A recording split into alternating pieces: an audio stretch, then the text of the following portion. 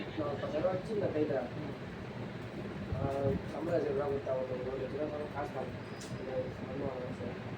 அதுக்கு 80,000 வச்சுருந்தோம். சரி நம்ம 10,000 வச்சு என்ன பண்ண போகிறோம்?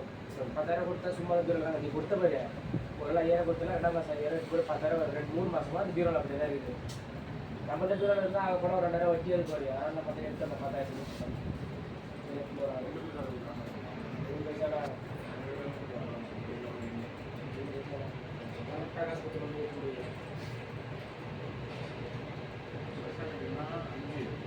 5 இருக்குது, 5, 6 இருக்குது.